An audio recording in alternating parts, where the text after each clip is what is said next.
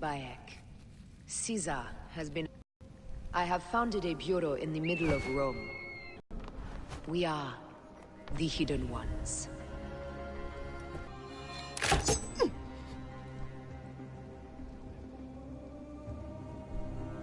We are free of each other, yet it brings me no happiness. We must move forward. Remain in our tempest of blood poetry. Despite it all, we dance, and they die. And in darkness we shall stay. Humans are not meant to last forever. But this creed will. The creed is the only immortal thing in the world.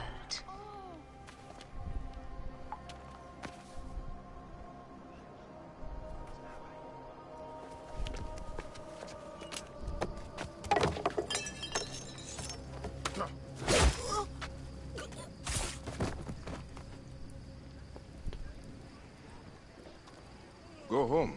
You're free.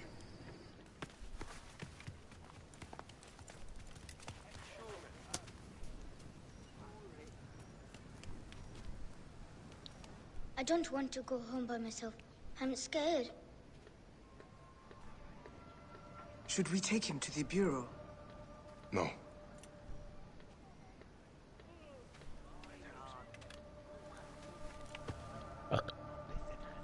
I'll take you home.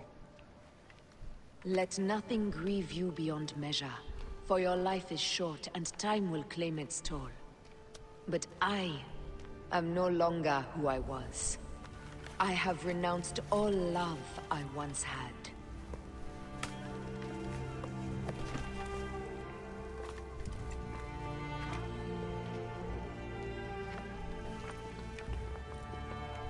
I have renounced Aya. I have killed Aya. I am now the Hidden One, known as Amunet.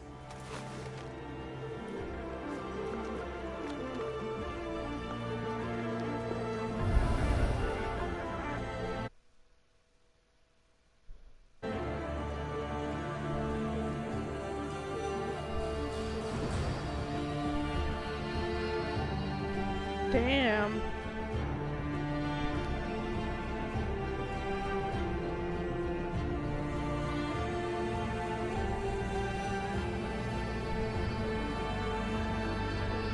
May your victories multiply.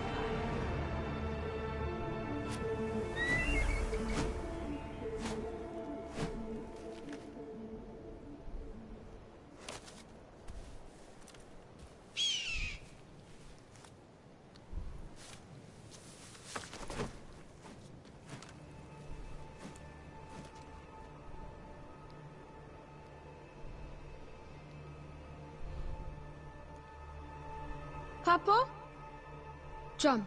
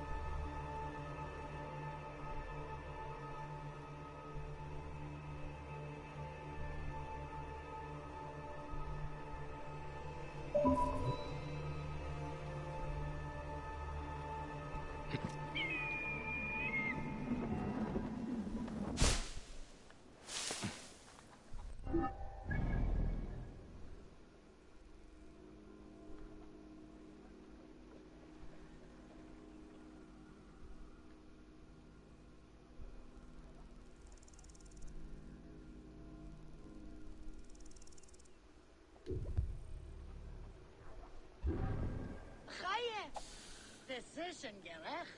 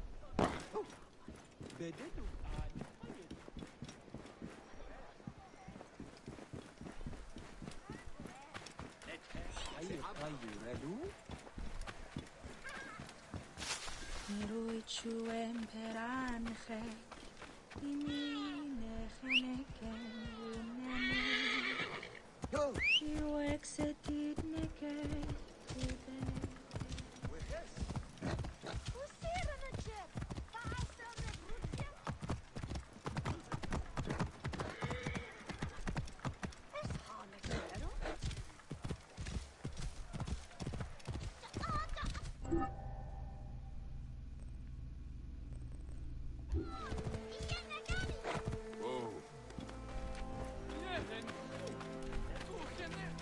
Thief! Thief! Magi! Catch that little good for nothing! Hurry!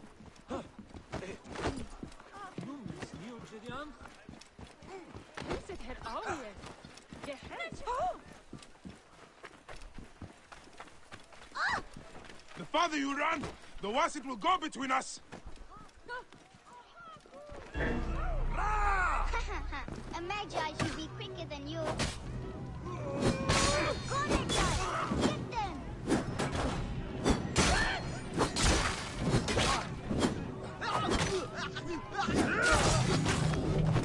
Hit them hard!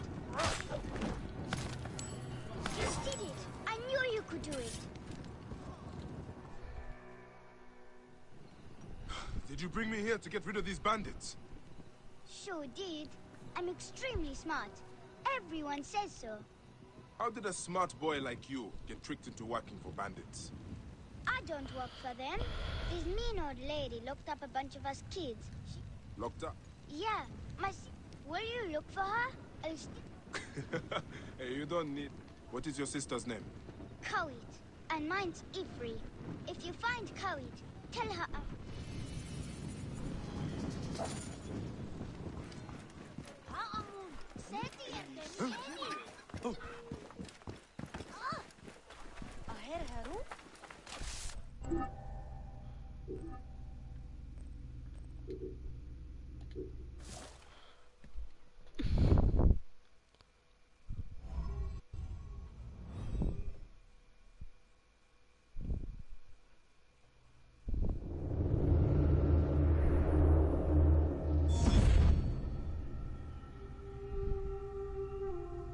So right now I'm going to do some of the discovery tour, which should be cool.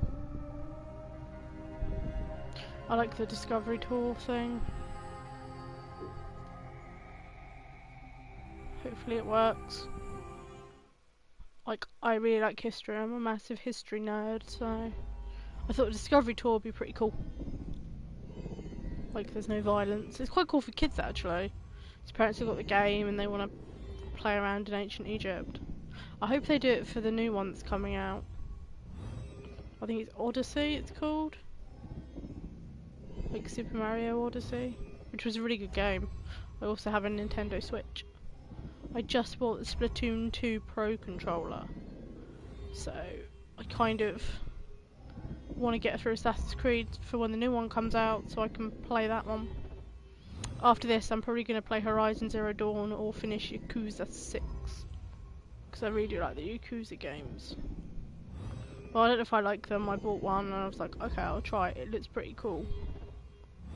I like the whole Japanese sort of thing. I've also got Persona 5, but I can't stream that unfortunately, otherwise I would do. I don't have any other streaming equipment but the PlayStation itself. And they blocked the whole streaming thing, which sucks.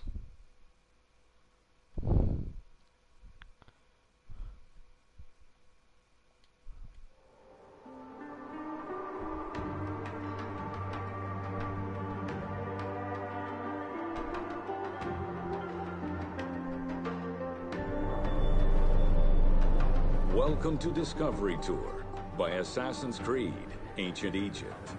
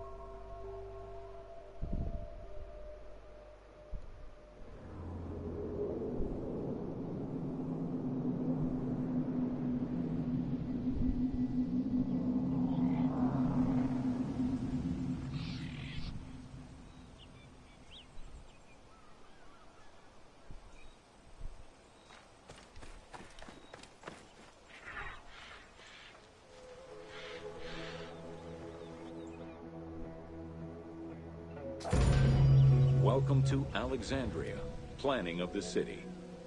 Alexander's plan to build his great city began with a verse from Homer's Odyssey. There is, in front of Egypt, in the sea with many swells, an island called Pharos. Guided by these clues, Alexander the Great founded his future city at the western end of the Nile Delta.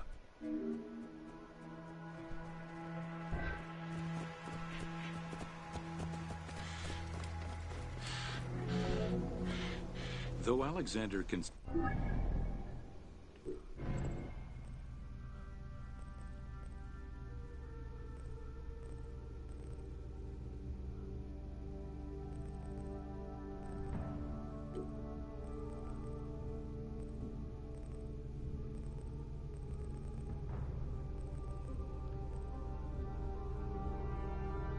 this location ideal for his great city, it presented considerable challenges.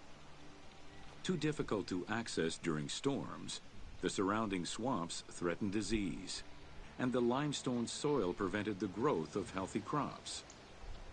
However, due to the influence of his mentor Aristotle, Alexander the Great recognized that the true value. The great walls of Alexandria had a humble beginning. Lacking chalk to outline the future city's foundations, architects were forced to use flour instead. Clouds of mud. Excavations led by Mahmud Bey el-Falaki in the 19th century revealed that the wall These formidable ancient walls would resist a number of attacks, including fending off the king of Syria in 169 BCE. It wasn't until 295 CE that they eventually fell to Roman Emperor Diocletian, and this only after 8 months of relentless assault.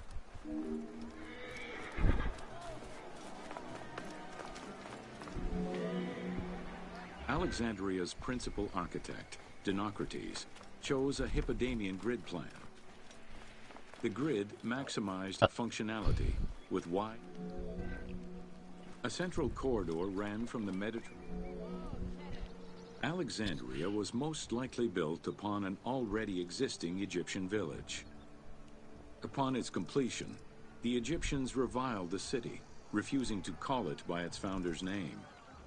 Instead, they called it Raked, the building, as a mark of disdain, which was later Hellenized into Rakotis.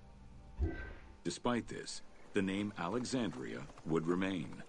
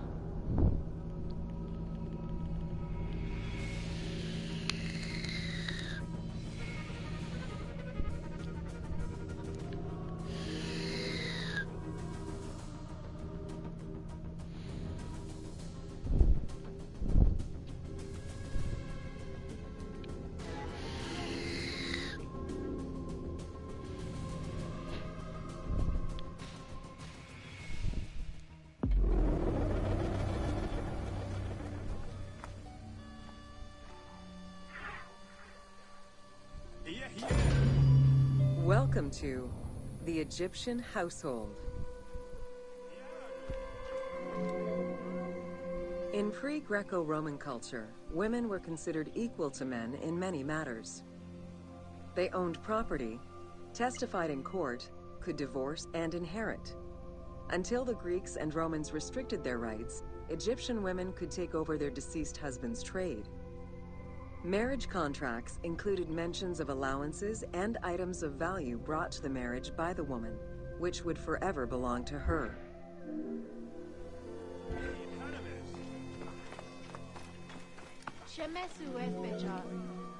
Certain professions were open only to women, such as weaving or professional mourning, while others were available to both genders, including working as servants for the rich households. Social status did have an impact, though. The higher in status, the easier it was to obtain education and access different professions.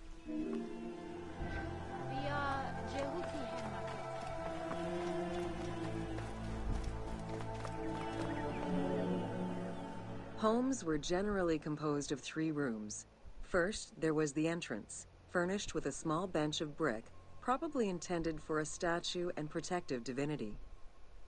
Then there was the ceremonial room, meant to receive guests. The last room was either a bedroom or kitchen. Furniture consisted of basic chairs, chests, and storage. Tables were not used for family dinners. Instead, each individual had a small table of their own. Marriages were a social contract rather than a religious construct. Family was vitally important to ancient Egyptians, and children were considered a blessing from the gods. The father, mother, and their children were the nucleus of the family, and cohabitation sometimes extended to mothers-in-law, sisters, aunts, and sisters-in-law.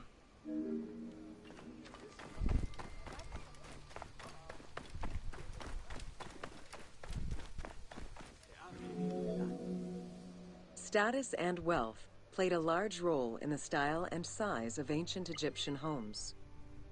Commoners' houses were painted in white and decorated with various motifs.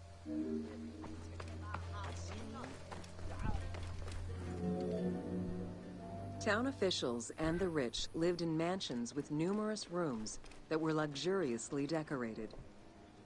Only temples and tombs meant to last for all eternity were built with stone.